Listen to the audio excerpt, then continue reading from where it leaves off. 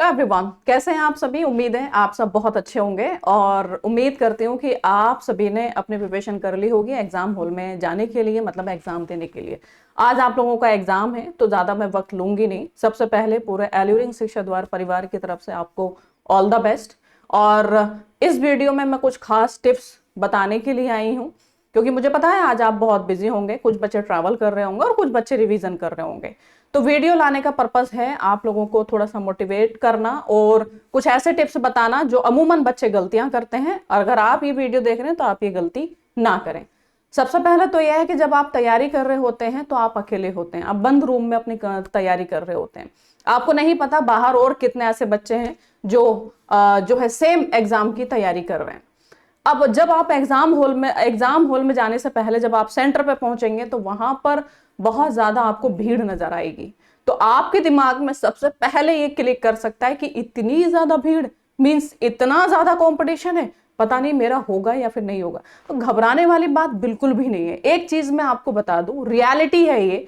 अगर 10,000 form fill होते ना किसी एग्जाम में तो 50% सिर्फ और सिर्फ चेक करने के लिए आते हैं कि एग्जाम का पैटर्न क्या है, या फिर उनके पेरेंट्स ने फॉर्म भर दिया होता है या भरवा दिया होता है और वो बस एग्जाम देने के लिए आ जाते हैं। कुछ इस बहाने घूमने के लिए आ जाते हैं। तो ऐसा नहीं है कि अगर 10,000 बच्चे आपको दिखाई दिए या 10,000 की भीड़ आपने देखी तो आपको ये लगा कि कंपटीशन बहुत ज्यादा है। तो पहले अपने दिमाग से ये चीज निकाल दीजिएगा, है ना। दूसरी बात यह है कि जो एग्जाम सेंटर पे आप जैसे पहुंचेंगे एग्जाम सेंटर पे, उन बच्चों को देखेंगे, आपके दिमाग में ये क्लिक करेगा कि काश थोड़ा सा वक्त और मिल गया होता और मैं ये यूनिट जो मेरी छूट गई है या ये टॉपिक जो मेरा छूट गया है वो मैं कवर कर पाती या फिर मैं कवर कर पाता। ये सेकंड क्वेश्चन आपके दिमाग में क्लिक करेगा। तो यकीन मानिए जो सिलेक्शन है वो 100 क्वेश्चन करने से कभी नहीं, 100 क्वेश्चंस करने से नहीं होता, क्योंकि 100 क्वेश्चंस कभी कोई करता भी नहीं है। तो आपके पास 100 क्वेश्चंस आते हैं लेकिन आपको करने नहीं है। सिलेक्शन 100 पे नहीं होता है। आप अगर इंटरनल हैं और 50-55 भी कर ले गए तो आपका सिलेक्शन हो जाएगा, और अगर आप एक्सटर्नल हैं तो 55-60 पे भी आपका स्कोर पहुंच गया तो आपका सिलेक्शन हो जाएगा। ये मैंने सेफ जोन की बात की है। अगर इसमें 2-4 नंबर आगे पीछे, या फिर ये तो पेपर का पैटर्न देख के पता चलेगा, पेपर किस लेवल का है ये देख के पता चलेगा कि उसकी कट ऑफ क्या रहने वाली है। तो मैं कट ऑफ पे तो बात नहीं करूंगी, लेकिन एक जनरल तौर पे मैं बात कर रही हूँ। अगर किसी बच्चे के दिमाग में ये है कि उसका ये छूट गया, काश कि उसे थोड़ा सा वक्त मिल पाता और वो कर पाता उसको कवर, तो बिल्कुल अपने दिमाग से निकाल दीजिएगा। आपने जो पढ़ा है बेस्ट पढ़ा है, बस अब आप उसको जो है अप्लाई करिएगा, उस नॉलेज को अप्लाई करिएगा एग्जाम हॉल में।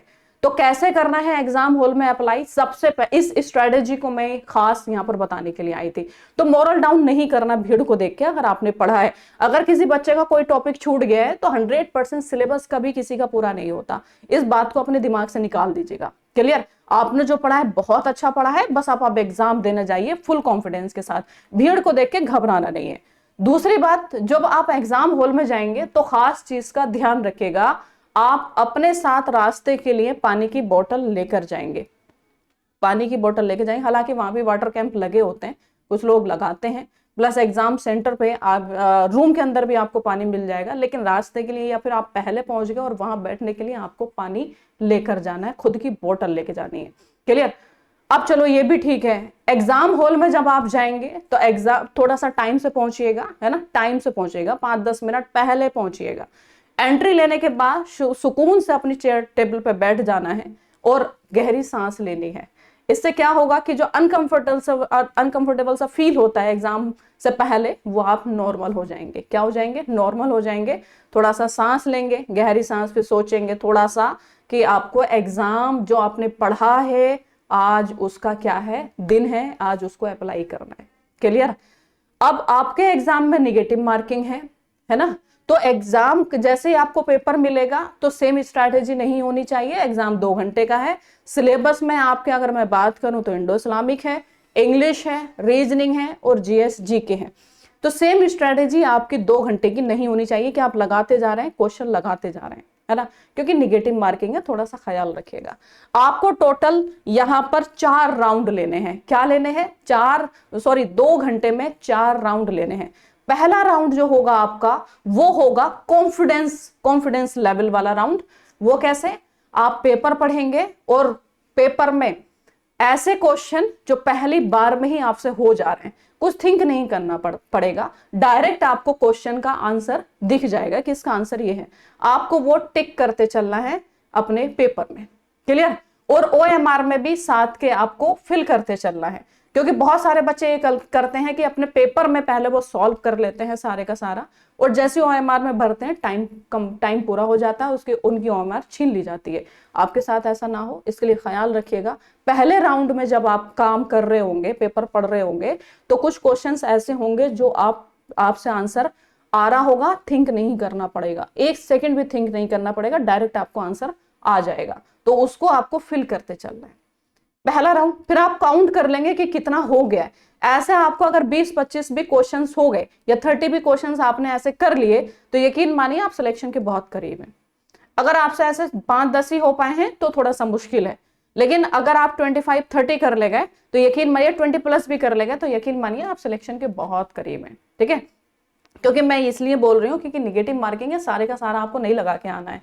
पता चले कि 20 क्वेश्चन आप गलत लगा के आ गए और 5 उसमें चले गए, है ना? ऐसा नहीं करना है कि सिलेक्शन होने से बच गया, तो ऐसा बिल्कुल भी नहीं करना है। अब आना है सेकंड राउंड में। सेकंड राउंड जो होगा थोड़ा स्मार्ट राउंड लेना है, 20 से 25 मिनट का हो सकता है। अब इसमें ऐसे क्वेश्चन होंगे जिसमें आप 2 ऑप्शन एलिमिनेट कर ले जाओगे, 2 ऑप्शन में थोड़ा सा फंसोगे। ठीक है? पहला वो था जो चारों ही ऑप्शन आपसे 3 ऑप्शन एलिमिनेट हो गए और पहले ही बार में आपका आंसर आ गया। सेकेंड राउंड होगा जिसमें आपसे ऐसे क्वेश्चन होंगे जिसमें आपके 2 ऑप्शन एलिमिनेट कर ले जाओगे। 2 ऑप्शन तो होंगे ही नहीं, आपको लगेगा श्योर हूं मैं इसमें, ये 2 ऑप्शन बिल्कुल नहीं है, 100% श्योर हूं कि 2 ऑप्शन आंसर नहीं है। 2 ऑप्शन में आप कंफ्यूज हो जाएंगे, तो वहां आपको थोड़ा सा रिस्क लेते हुए चलना है। क्यों लेते हुए चलना है? क्योंकि अभी आपको सिलेक्शन लेने के लिए अभी और अच्छा स्कोर करना पड़ेगा, है ना? तो यहां पर थोड़ा सा थिंक करेंगे, 20-25 सेकंड एक क्वेश्चन को लेंगे, बढ़िया से थिंक करेंगे कि क्या इसका आंसर हो सकता है, और उसको आप लगाएंगे। ठीक है? फिर तीसरा जो राउंड होगा वो होगा एलिमिनेशन राउंड। एलिमिनेशन राउंड क्या है कि इसमें कम से कम आपके 2 ऑप्शन अगर एलिमिनेट नहीं हो रहे हैं तो आप कोशिश करेंगे ऐसा कि मतलब ठीक है, चेक करेंगे, चारों ऑप्शन चेक करेंगे। अगर उस ऑप्शन में एक भी ऑप्शन आपका एलिमिनेट नहीं हो रहा है, ध्यान से सुनिएगा, अगर ऐसा कोई क्वेश्चन जिसमें एक भी ऑप्शन आपसे एलिमिनेट नहीं हो रहा है, आप उसे छोड़ देंगे। क्योंकि सिलेक्शन सारे क्वेश्चन करने से नहीं होता, कभी कभी क्वेश्चन छोड़ने से भी हो जाता है। पिछली बार बीएड में ही देखने को मिला, 25 क्वेश्चन इंग्लिश के ऐसे आए जो किसी बच्चे से नहीं हुए, लेकिन बच्चों ने उसे ईगो पे ले लिया और सारे के सारे लगा के आ गए। ये हुआ कि उनका सिलेक्शन हो सकता था लेकिन नहीं हो पाया, क्योंकि 25 क्वेश्चन जो वो गलत कर रखा है उसमें निगेटिव मार्किंग में उनके क्वेश्चन चले गए। ठीक है? तो कभी कभी ऐसा होता। और अगर एक चीज का ध्यान रखिएगा, अगर एग्जाम हॉल में आपको ये आ रहा है कि आप पढ़ के आए हैं लेकिन आपसे पेपर सॉल्व नहीं हो रहा है, यकीन मानिए पेपर का लेवल हार्ड है, और वो जो पेपर का लेवल हार्ड आया है वो सब बच्चों के लिए आया है, सिर्फ आपके लिए नहीं आया है। क्योंकि सारे बच्चों ने जो तैयारी की होगी वो उसके बेस पे की होगी जो अभी तक पेपर उन्होंने देखे, PYQs देखे हैं। अगर उससे डिफरेंट एकदम पेपर आता है जैसे पिछली बार बीएड में हुआ था इंग्लिश को लेके, यकीन मानिए वो सबके लिए है और किसी से नहीं हो रहा है। ठीक है? 4-5 क्वेश्चन मुश्किल से हो पाए थे पिछली बार, ये था। तो यकीन मानिएगा कि पेपर हार्ड है और सबके लिए है, और आपको रिस्क नहीं लेना, सारे का सारा पेपर लगा के नहीं आना है। ठीक है? कट ऑफ डाउन जाएगी अगर ऐसा कुछ हुआ तो। पेपर इजी है तो बिल्कुल लगाइए। अब 3 राउंड आप कंप्लीट कर चुके हैं, अब एक फाइनल राउंड बचता है एग्जाम की, मतलब आप देखेंगे अपने हॉल में जहां घड़ी लगी होगी तो देखेंगे 20-25 मिनट बाकी है ना? उसके बाद आपको क्या करना है कि आपको एक फाइनल राउंड लेना है, OMR को चेक करना है। 20-25 भी नहीं हो सकता, 15-20 मिनट ही हो या 10-15 मिनट बचे हो। आपको OMR चेक करनी है, पेपर भी चेक करना है। कोई ऐसा क्वेश्चन जो आपसे आता है लेकिन OMR में फिल नहीं किया तो आप कर दीजिएगा। जल्दबाजी में OMR फिल नहीं करेंगे। बहुत सारे बच्चे करते हैं कि पेपर पे तो टिक B ऑप्शन किया था लेकिन OMR में पता नहीं कैसे C फिल हो गया। तो ये तब होता है जब आप जल्दबाजी करते हैं, है ना? बहुत पढ़ने से सिलेक्शन नहीं होता। ये एग्जाम हॉल में भी आपकी स्मार्ट स्ट्रेटेजी होनी चाहिए, तब सिलेक्शन होगा। क्लियर? तो आपको क्या समझ में आया इस वीडियो से? ये समझ में आया सबसे पहले आप टाइम पे पहुंचेंगे, है ना, भीड़ देख के घबराना नहीं है। आपने अगर तैयारी, घबराना तो उनको पड़ेगा ना जो तैयारी करके नहीं आया, आपने अगर पढ़ा है तो घबराने की जरूरत बिल्कुल भी नहीं है। क्लियर? उसके बाद में क्या करना है, एग्जाम हॉल में बैठेंगे, पेपर देने के लिए जाएंगे, आपको चेयर टेबल पे सुकून से बैठ जाना है, गहरी सांस लेनी है, पानी पीना है। जैसे पेपर मिलेगा अब आपके राउंड शुरू हो जाएंगे। 2 घंटे हैं, 2 घंटे में टोटल 4 राउंड लेने हैं। पहला राउंड जो ऐसे क्वेश्चन होंगे जो सबसे पहले आपसे आ रहे होंगे, एक सेकंड नहीं लगेगा उन क्वेश्चंस को देख के आंसर निकालने में। सबसे पहले फिल करना है, देखना है कि कितने क्वेश्चन हो गए। 20-25 क्रॉस कर गए, आप सिलेक्शन के बहुत करीब हैं। सेकंड राउंड लेंगे। सेकंड राउंड में ऐसे जो आप 2 ऑप्शन में फंस जाओगे, 2 ऑप्शन आपने एलिमिनेट कर दिए, हटा दिए, लेकिन 2 ऑप्शन में फंस गए, वहां पे थोड़ा सा सोचते हुए, थिंक करते हुए आराम से आगे बढ़ना है और वो क्वेश्चन करते चले जाना है। तीसरे राउंड में ऐसे क्वेश्चन होंगे जो आप थोड़ा सा, जिसमें 4 ऑप्शन में ही आप फंस जाओगे, नहीं पता कि इसमें से कौन सा सही है, छोड़ दीजिएगा, रिस्क नहीं लेना, छोड़ दीजिएगा। अगर वो लगा के आ गए, क्योंकि जिसमें 2 ऑप्शन आप एलिमिनेट करके आए उसमें 50-50% चांस है कि 50% सही भी हो सकता है, 50% गलत भी हो सकता है। लेकिन अगर चारों ही ऑप्शन आपसे नहीं आ रहे तो सही होने का इसमें रेशियो जो रहेगा, परसेंटेज जो रहेगा, सिर्फ 25% रहेगा। तो इतना बड़ा रिस्क नहीं लेना है। उसके बाद में फाइनल राउंड क्या, आपको चेक करना है कोई ऐसा क्वेश्चन तो नहीं रह गया जो आपसे आ रहा है लेकिन OMR में फिल नहीं है, क्योंकि फाइनली आपका पेपर पर टिक करने से नहीं होगा सिलेक्शन, OMR में फिल करने से होगा। क्लियर? तो क्या समझ में? अब हम आ जाते हैं कि आपको सब्जेक्ट वाइज कौन सा यूनिट पहले सॉल्व करना है। रीजनिंग है, इंग्लिश है, जीके है ना, और क्या रह गया, जीके, इंडो इस्लामिक। तो इसमें जैसे मैंने बोला कि रीजनिंग जो है आप लास्ट में ले सकते हैं, है ना। इंग्लिश, इंडो इस्लामिक है, जीके है, इसमें बहुत ज्यादा थिंक करने की जरूरत पड़ेगी नहीं, है ना, क्योंकि आपसे आता है तो आप टिक करेंगे, नहीं आता तो आप आगे बढ़ेंगे, टाइम थोड़ा सा आपके पास बच जाएगा। रीजनिंग को अच्छे से सॉल्व करिएगा, क्योंकि रीजनिंग एक ऐसा यूनिट है जो आपसे नहीं भी आएगा तब भी आप सोल्व कर ले जाओगे उसे थोड़ा सा दिमाग लगा के। ठीक है? तो आप बिल्कुल ख्याल रखिएगा और बिल्कुल घबराना नहीं है, बिल्कुल। पूरे एल्यूरिंग शिक्षा द्वार परिवार की तरफ से आपको ऑल द बेस्ट। और पूरा जो परिवार है हमारा वो आपके उज्जवल भविष्य की कामना करता है।